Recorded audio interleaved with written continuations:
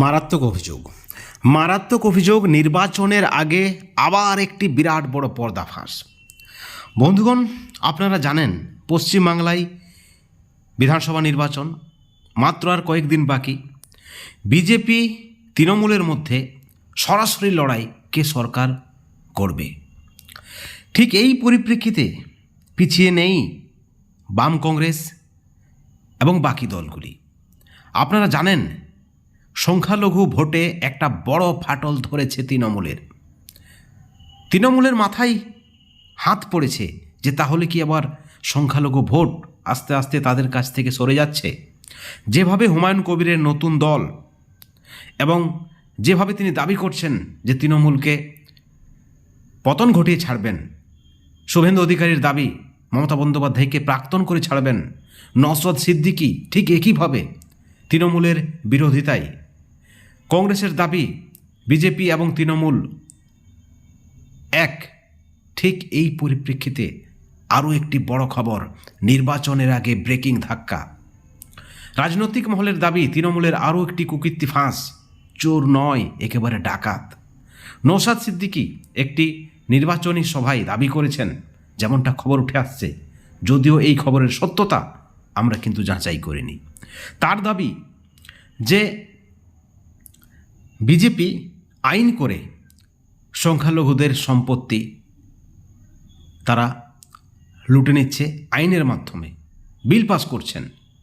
ওয়াকফ বিল নিয়ে আপনারা সকলে জানেন যেভাবে প্রতিবাদ, কিন্তু এখনও মমতা বন্দ্যোপাধ্যায় নাকি অনেককে গ্রেপ্তার করে রেখেছেন। অর্থাৎ মুসলমানদের যে সম্পত্তি কবরস্থান, তার সপক্ষে লড়াই করছে নওশাদ সিদ্দিকী। তিনি সুপ্রিম কোর্টে 7 জন উকিল দিয়েছেন এবং মুসলমানদের হয়ে লড়াই করছেন। মমতা বন্দ্যোপাধ্যায় কিন্তু কোনো মামলা করেনি। অর্থাৎ তিনি বলতে চাইছেন যে বিজেপি আইনের মাধ্যমে সেই সম্পত্তি হাতিয়ে নিতে চাইছেন, অপরদিকে তৃণমূল সেই সম্পত্তি লুট করতে চাইছেন। আকার ইঙ্গিতে সরাসরি লুট করতে চাইছেন নয়, একেবারে লুটে নিয়েছেন, হাতিয়ে নিয়েছেন, এই ধরনের তার বক্তব্যের ইঙ্গিত। এবং সেখানে তিনি সরাসরি নাম না প্রকাশ করলেও তার ইঙ্গিত ফিরহাদ হাকিমের দিকে, এবং ফিরহাদ হাকিম ইতিমধ্যেই জোর করে নাকি অনেক সম্পত্তি তিনি হাতিয়ে রেখেছেন, লুট করেছেন। অর্থাৎ বিজেপি আইনের মাধ্যমে লুট করছে এবং তৃণমূল গায়ের জোরে লুট করছে, এমনই কিন্তু নওশাদ সিদ্দিকীর বক্তব্যের ইঙ্গিত বলে দাবি করছে রাজনৈতিক মহল। অর্থাৎ নির্বাচনের আগে একটা বড় ধাক্কা তৃণমূলে, বোমা ফাটালেন নওশাদ সিদ্দিকী। আপনারা জানেন হাতে গোনা মাত্র আর কয়েকটা দিন বাকি রয়েছে নির্বাচনে। কে সরকার গঠন করবে? এই নির্বাচন সরকার গঠনের নির্বাচন।